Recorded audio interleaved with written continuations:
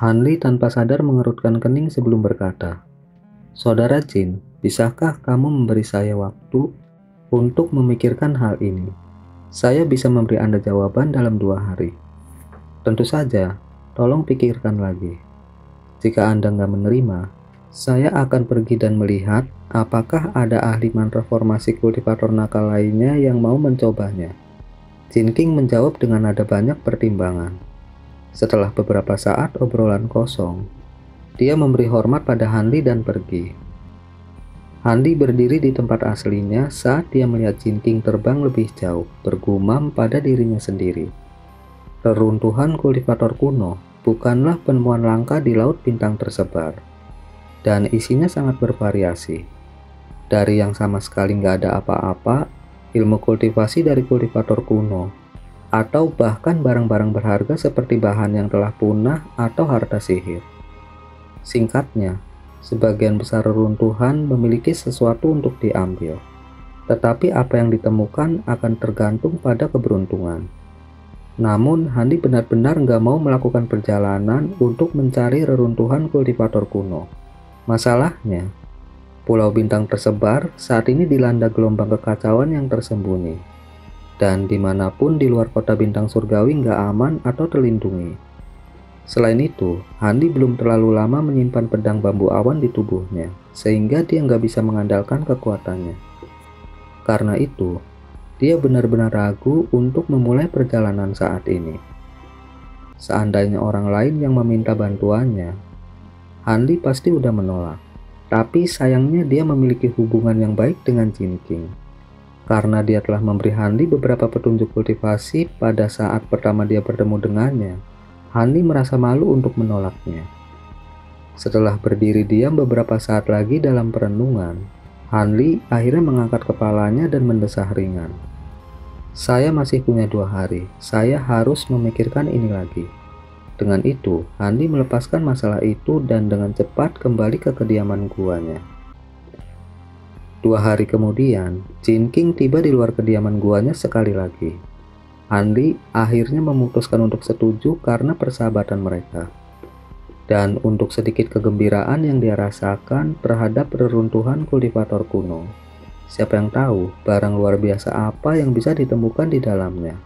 Jin King secara alami sangat gembira dan meninggalkan kota bintang surgawi bersama Hanli dan jiwa bengkok menuju reruntuhan kultivator kuno.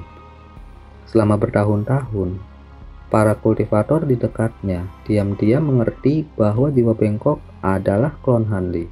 Jadi Jin King gak terkejut melihatnya ikut serta. 2 bulan kemudian, Hanli dan yang lainnya terbang melalui daerah terpencil di laut bintang tersebar. Menurut Jin King, mereka seharusnya sebentar lagi akan sampai ke tempat yang mereka tuju. Seperti yang diperkirakan, mereka melihat sebuah pulau besar kurang dari setengah hari kemudian. Pulau itu sangat luas, dengan radius lebih dari 500 km. Namun, sebagian besar pulau itu tertutup perbukitan dan pegunungan. Sekilas, semuanya tampak tertutup debu kuning. Hanli menatap pulau itu dan bertanya pada Jin King dengan heran. Apakah reruntuhan itu berada di pulau ini? Betul sekali, kami menemukan pulau ini dengan mengikuti peta. Saya mendengar dari manusia terdekat bahwa pulau ini sama sekali nggak berpenghuni. Nggak hanya nggak ada pembuluh darah di dekatnya, tetapi untuk beberapa alasan yang nggak diketahui, juga nggak ada pohon yang hidup di pulau ini. Jin King menjelaskan dengan sedikit kebingungan. Hanli sedikit terkejut dan merenung sejenak sebelum berbicara sambil tersenyum. Itu pertanda baik. Semakin gak biasa pulau itu, semakin besar kemungkinan itu benar-benar menjadi reruntuhan kultivator kuno. Awalnya, kami juga berpikiran sama. Kami akhirnya mencari di seluruh pulau sampai kami menemukan lokasi yang paling mungkin. Jin King berbicara dengan kepuasan. Hanli tersenyum tipis. Setelah melihat sekeliling, dia dengan santai bertanya, "Kamu bilang ada mantra formasi yang menyelimuti suatu area. Di mana itu?" "Ada gunung berpasir besar 50 km ke timur. Salah satu sisinya ditutup oleh formasi besar." Jin King berbicara tanpa ragu-ragu. Hanli menyeringai dan berkata, "Ayo pergi." mungkin teman Anda sudah tiba dan membuka mantra formasi. Kalau benar begitu, itu akan lebih baik. Paling-paling, mereka hanya akan mengambil sebagian besar harta di dalamnya. Jin King membelai dagunya dan memasang ekspresi licik. Ketika Hanli melihat ekspresinya, dia tanpa sadar tertawa. Keduanya hanya bercanda. Semua orang tahu bahwa formasi kuno bukanlah sesuatu yang dapat dengan mudah ditembus tanpa setidaknya 1 atau 2 bulan percobaan. Ayo pergi rekan Han, sebaiknya kita nggak membiarkan mereka menunggu. Jin King memanggil Hanli sebelum terbang dengan seberkas cahaya putih biru. Hanli sedikit tersenyum dan mengejarnya dengan jiwa bengkok di harta sihir mereka. Bagi seorang kultivator formasi inti, 50 km adalah jarak yang dapat mereka tempuh dalam sekejap. Sebuah gunung kuning besar memasuki pandangan Hanli. Tingginya sekitar 3 km dan seluruhnya tertutup pasir kuning. Karena nggak ada satupun jejak warna hijau, hal itu membuat orang yang melihatnya merasa serba salah. Seolah-olah seluruhnya terbuat dari tanah kuning berpasir. Saat mereka terbang lebih dekat ke gunung, angin kencang tiba-tiba bertiup, melemparkan pasir dan kerikil ke langit. Badai yang tiada henti segera menyebabkan daerah di sekitarnya menjadi hitam pekat karena lapisan pasir yang tebal ditendang oleh angin yang menghalangi cahaya. Hanli dan teman-temannya nggak takut terhadap badai pasir.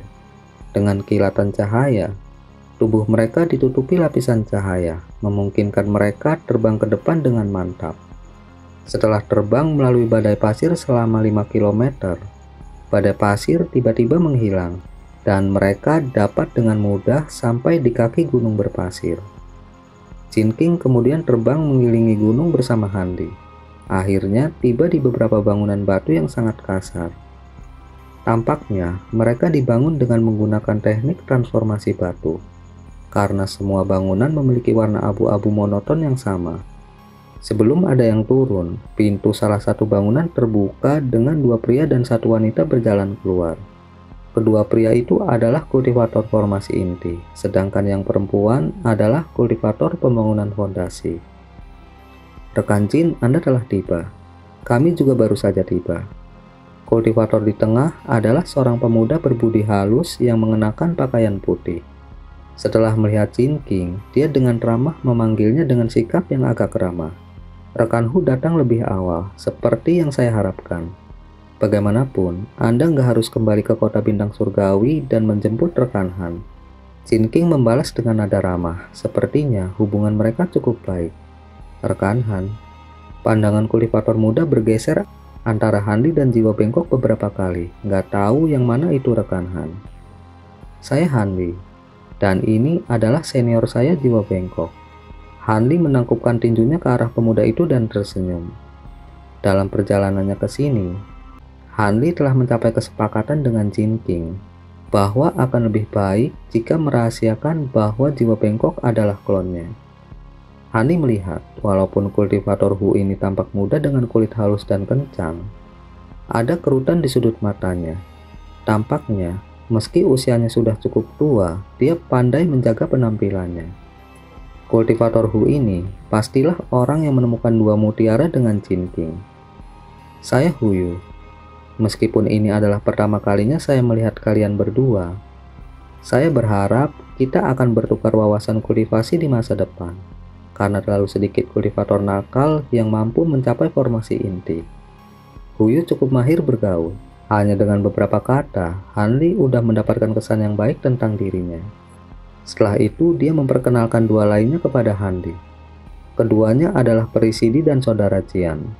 Perisi adalah master mantra formasi yang sangat terkenal dari Pulau Bulan Merah. Saya yakin bahwa dengan rekan Han di sampingnya, kami pasti dapat menerobos formasi. Adapun Saudara Jian, dia adalah seorang kultivator formasi inti tahap menengah dan akan terbukti sangat berguna saat memecahkan formasi. Huyu memperkenalkan mereka sambil tersenyum. Mari kita singkirkan hal-hal buruk dulu. Saya di sini hanya untuk membantu Anda dalam memecahkan formasi. Jika ada bahaya muncul setelah mantra formasi pecah, saya nggak akan bisa melakukan apa-apa karena saya hanya berada di pembangunan fondasi. Juga, saya akan menjadi yang pertama untuk memilih barang apapun yang kita temukan. Kultivator wanita bernama Perisidi memiliki penampilan biasa. Namun, ekspresinya angkuh dan kata-katanya nggak mengandung sedikit pun kesopanan yang membuat orang lain terkejut. Pulau Bulan Merah. Mungkinkah rekan Si memiliki hubungan dengan Master Si di Pulau Bulan Merah? Jin King bertanya dengan tampilan ragu-ragu. Setelah melirik Jin King, dia memberikan jawaban yang acuh tak acuh. Dia adalah ayahku. Hehe, jika memang seperti itu, kami akan setuju dengan syaratmu. Setelah mendengar jawabannya, dia memberikan tanggapan langsung, menyebabkan Hanli menatapnya dengan heran. Hanli kemudian mendengar transmisi suara Jin King. Rekan Han, Master Si telah memperlakukan saya dengan sangat baik sejak lama. Saya harap rekan Han akan memaafkan saya. Hanli tetap diam dan dengan santai tersenyum ke arah Jin King. Bagaimana dengan ini? Jika saudara Han dan Perisi menerobos formasi, maka mereka dapat memilih pertama. Kami akan membagikan sisanya setelahnya. Huyu mengungkapkan sedikit rasa malu dan buru-buru menyebut Hanli. Kultivator kurus dan keriput bermargajian, berdiri di samping dan tetap diam. Dia tetap menjadi misteri bagi Hanli. Rekan Hu, bukankah lebih baik untuk membawa saudara Han dan Perisi ke dalam formasi dan melihat apakah formasi itu dapat dipatahkan atau tidak? Dan membicarakan masalah pembagian untuk nanti. Jika mereka nggak bisa menghancurkan formasi, membicarakan itu sekarang nggak akan berguna. Jin King berkata dengan sedikit senyum. Huyu menepuk kepalanya dan segera setuju. Benar, mantra formasi ini agak aneh. Rekan Jin dan saya tanpa henti menyerangnya sepanjang hari. Akibatnya, kami hanya menyia-nyiakan kekuatan sihir kami. Mantra formasi itu nggak rusak sedikit pun. Yang lain setuju dan mengikuti dengan rasa penasaran. Mereka terbang menuju bagian belakang gunung pasir dan berhenti di dekat lereng dangkal yang biasa-biasa aja. Silahkan lihat, area yang tertutup kabut kuning adalah tempat formasi mantra berada. Huyu menunjuk ke area lereng saat berada di udara dengan ekspresi serius. Gak ada hal lain yang terlihat. Itu karena ada kabut kuning tebal besar yang menyerupai binatang raksasa yang diam-diam berjongkok menunggu. Itu memberi mereka perasaan aneh yang tidak bisa dimengerti.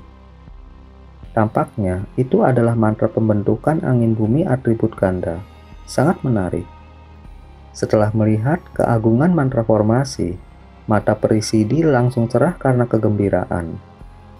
Hanli menoleh dengan perhatian setelah mendengarnya dan menatapnya sebelum mengalihkan perhatiannya ke mantra formasi. Nggak lama kemudian, ekspresinya menjadi serius. Mantra formasi itu memang mantra formasi atribut ganda angin bumi seperti yang dikatakan wanita itu.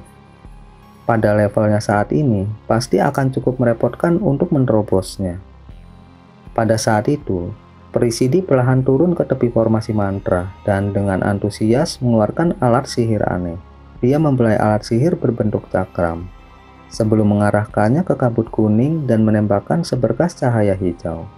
Sinar itu kemudian menghilang tanpa jejak ke dalam formasi. Perisidi mengerutkan kening saat dia mengeluarkan bola kristal yang berapi-api dan menggosokkannya dengan tangannya beberapa kali sebelum mengirimkannya ke kabut kuning juga.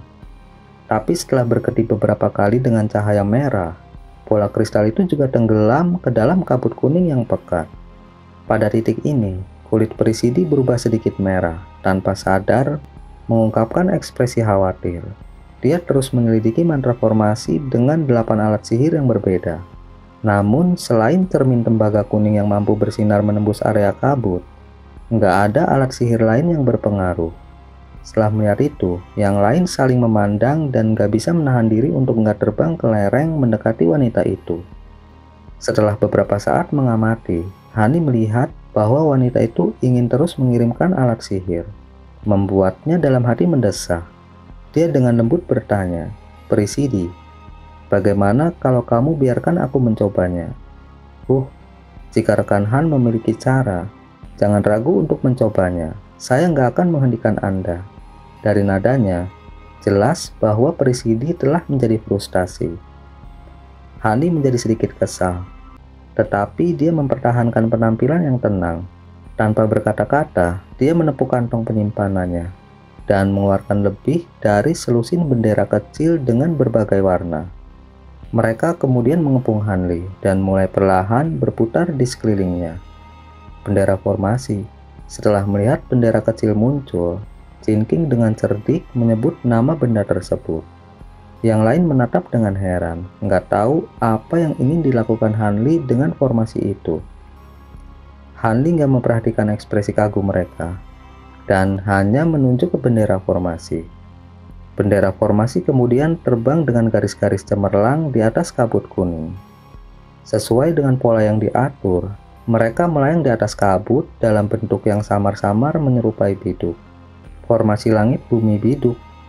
Presidi mengenali formasi dari pengaturan bendera dan mengungkapkan sedikit keheranan.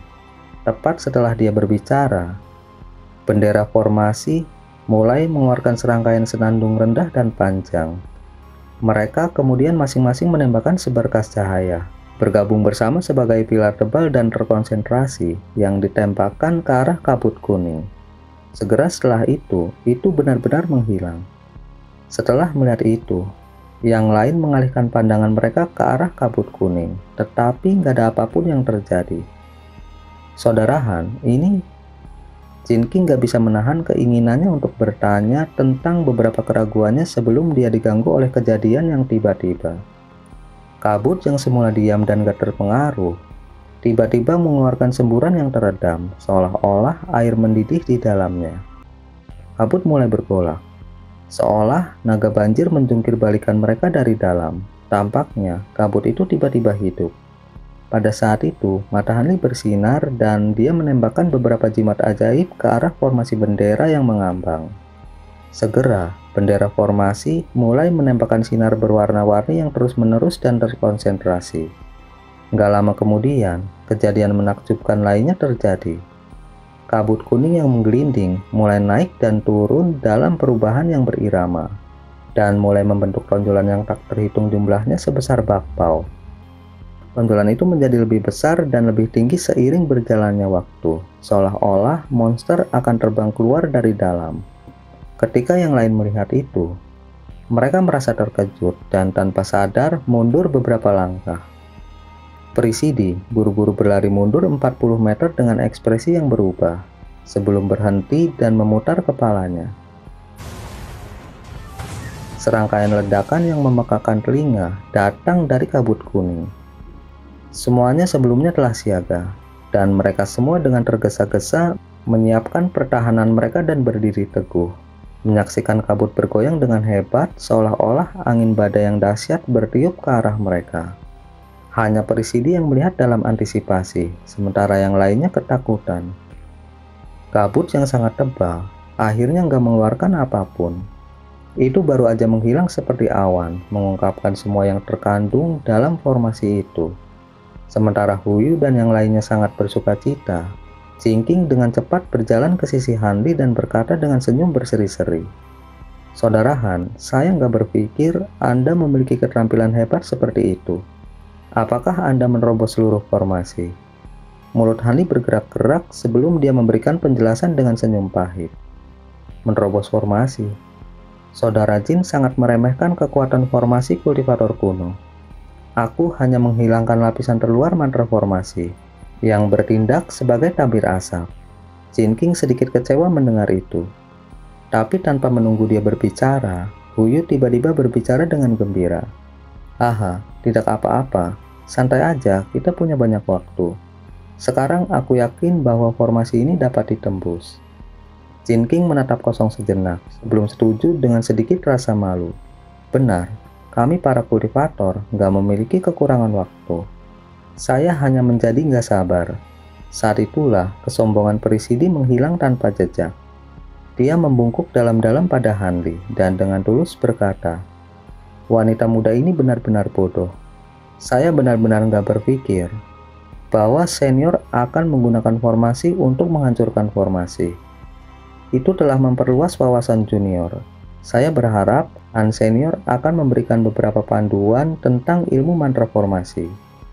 Hanli membalas dengan sedikit keterkejutan, Pergantian peristiwa yang tiba-tiba ini sangat mengubah kesan Hani terhadap Perisidi. Ini hanyalah tipuan kecil. Sebenarnya, saya nggak memiliki banyak pemahaman tentang mantra formasi.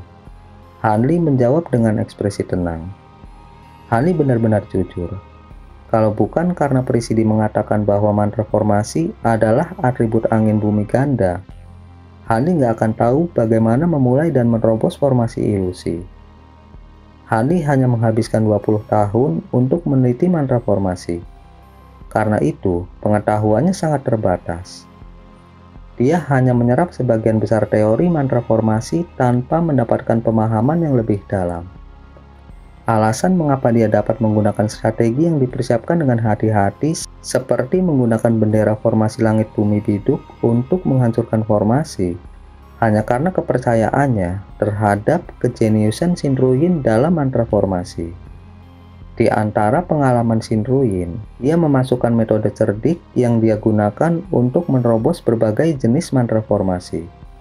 Meskipun Hanli kurang memahami dan baru mencobanya, namun teknik itu sangat pintar dan sangat mengejutkan yang lain. Para kultivator lainnya dengan jelas menganggap kata-kata Hanli sebagai kerendahan hati dan memandangnya dengan hormat. Hanli samar-samar tersenyum menanggapi dan gak memaksakan dirinya untuk menjelaskan lebih lanjut. Sebagai gantinya, dia mengalihkan pandangannya untuk melihat formasi sebenarnya yang tersembunyi di balik formasi ilusi. Setelah kabut memudar, lapisan cahaya kuning redup terungkap, meliputi area seluas sekitar 400 meter. Penghalang cahaya yang baru terungkap itu tebal dan sedikit kabur. Meskipun gak sekabur kabut kuning tebal, itu masih menutupi bagian dalamnya. Selain penghalang cahaya luar, tampaknya ada beberapa lapisan lagi di dalam, dan pilar bundar di tengah-tengah penghalang cahaya yang tingginya sekitar 10 meter. Desain dan hiasan huruf kuno tampaknya diukir di atasnya, tetapi nggak ada yang bisa dengan jelas melihatnya karena indera spiritual mereka sepenuhnya diblokir oleh penghalang cahaya. Tapi yang lebih aneh dari pilar itu adalah pita cahaya pelangi yang tak terhitung jumlahnya dan tipis, yang secara nggak menentu berkeliaran di dalam penghalang cahaya. Mereka terlihat aneh, seolah-olah mereka masih hidup. Ketika yang lain melihat itu, mereka nggak bisa menahan untuk nggak menecakkan lidah mereka dengan heran. Ekspresi Hanli menjadi membengkak, dan dia dengan sembarangan mengungkapkan jejak kecurigaannya. Meskipun dia nggak memecahkan banyak formasi mantra kuno, catatan Shinruin berisi informasi tentang banyak jenis mantra formasi kuno.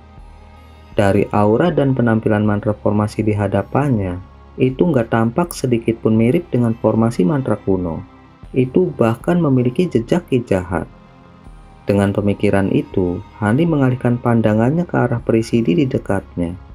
Hanli melihatnya memeriksa formasi dengan rasa ingin tahu yang besar, tetapi wajahnya nggak menunjukkan sedikit pun keanehan.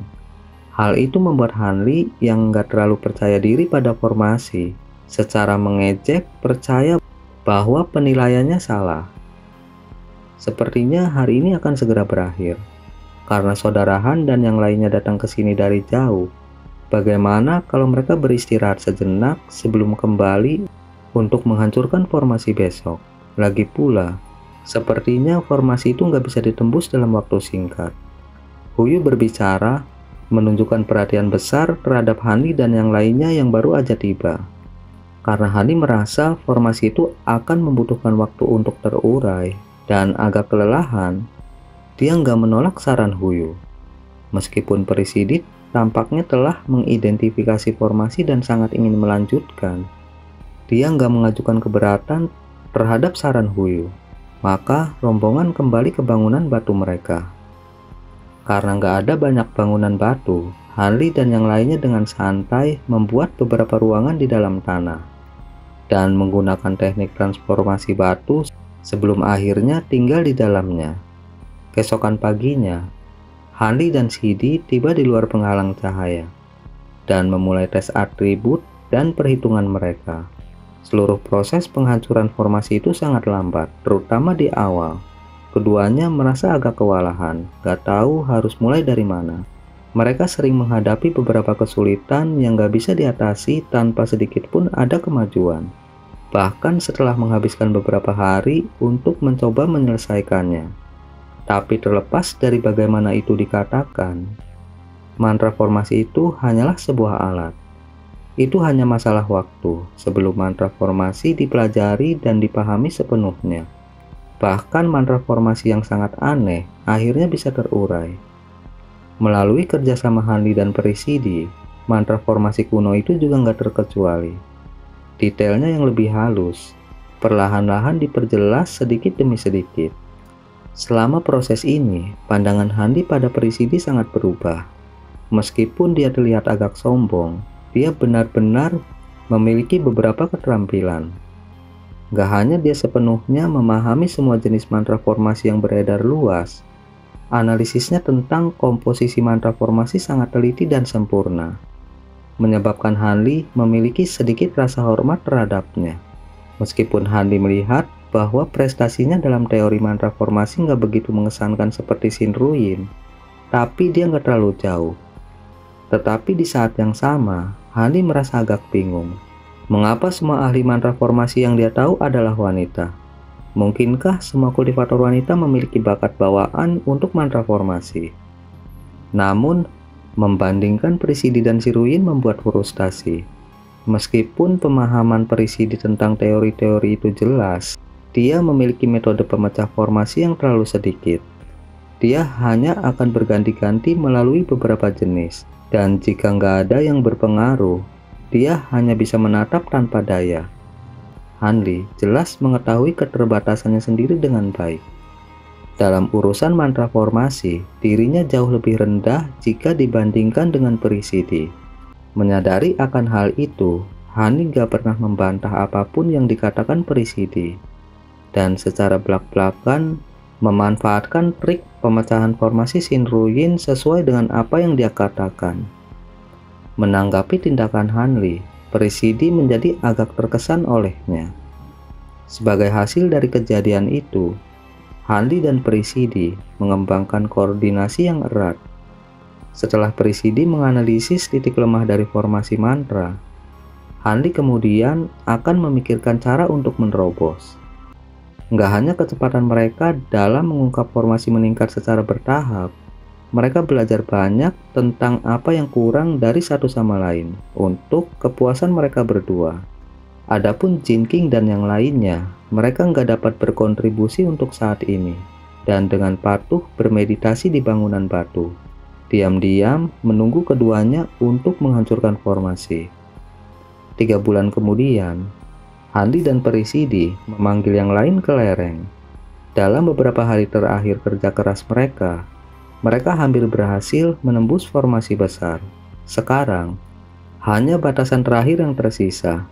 Setelah itu hilang, pilar batu aneh di tengahnya akan terungkap sepenuhnya. Penampilan penghalang cahaya sekarang sangat berbeda dari saat mereka mulai. Nggak hanya menyusut hingga kurang dari setengah ukuran aslinya, warna kuning redup aslinya telah berubah menjadi merah menyala. Setelah mendekatinya, seseorang akan merasakan panas terik yang dipancarkan. Tapi yang lebih membingungkan adalah bahwa pita cahaya pelangi yang tak terhitung jumlahnya di dalam penghalang cahaya sekarang telah berubah menjadi ular api bersayap. Mereka tanpa henti menjelajahi area di dalam penghalang cahaya dan terus-menerus menyemburkan api tipis. Setan macam apa mereka? Ketika Jin King melihat mereka, dia bertanya dengan heran. Yang lain juga menatap dengan keheranan. Roh iblis bersayap atribut api. Mereka jarang terlihat dan hanya muncul di area yang sangat aneh. Itu memiliki umur yang sangat pendek, hanya berlangsung beberapa jam sebelum memudar. Namun, api iblis bawaan mereka nggak kalah kuat dari api inti kultivator formasi inti, dan makanan favorit mereka adalah jiwa manusia dan jiwa primitif kultivator. Mereka akan sangat merepotkan untuk ditangani. Pembatasan terakhir jelas telah mengubah area tersebut menjadi larangan riang, memungkinkan roh api terus bertelur. Jika ada kultivator dengan paksa menerobos batasan tanpa mengetahui itu, mereka pasti akan menjadi mangsa iblis bersayap. Presidi dengan bangga menjelaskan. Lagi pula, sangat sedikit orang yang tahu tentang iblis bersayap, tapi dia bisa langsung mengenali mereka. Iblis bersayap, ketika Jin King dan yang lainnya mendengar bahwa iblis mampu menelan jiwa primitif mereka, ekspresi mereka langsung berubah. Karena kamu udah memberitahu kami, kalian berdua pasti memiliki metode untuk menerobos. Harap jangan ragu untuk memberi kami instruksi. Kultivator pendiam bermarga Jian tiba-tiba berbicara. Yang lain sedikit terkejut setelah mendengar itu dan mengalihkan pandangan mereka ke Presidi dan Hanli. Hanli sedikit tersenyum, tapi tetap diam. Presidi kemudian menyeringai dan berbicara dengan suara merdu.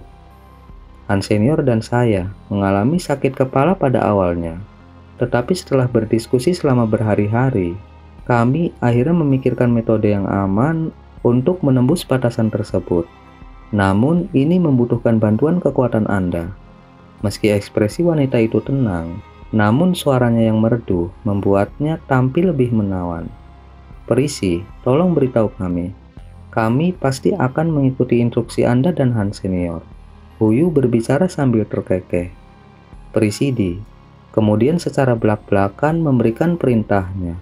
Untuk menerobos formasi ini, kami membutuhkan bantuan simultan dari banyak alat sihir atribut air. Kami udah mengumpulkan beberapa alat ini.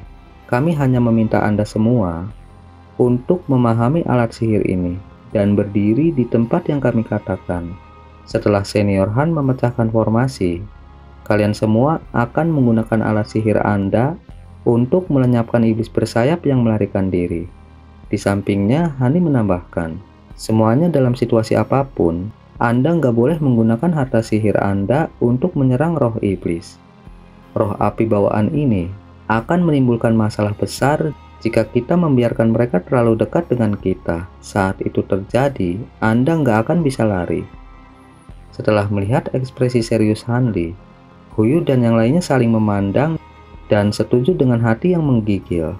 Setelah itu, Hani mengeluarkan penggaris kecil, palu kecil, dan garpu rumput kecil.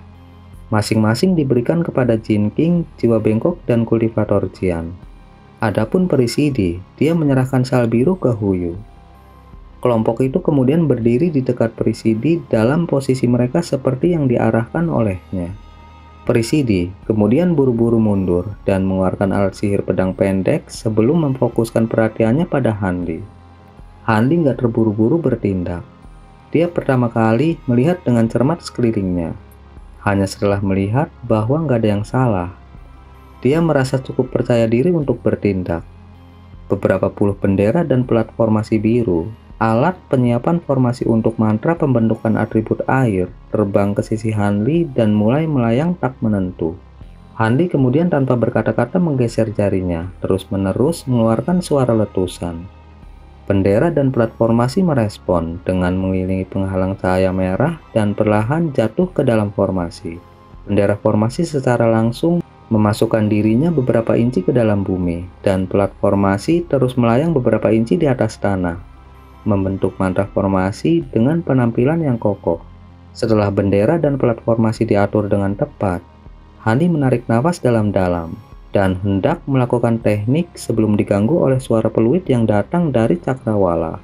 Sinar biru melintas di cakrawala, diikuti oleh garis biru menyerupai naga banjir yang terbang cepat melintasi lautan.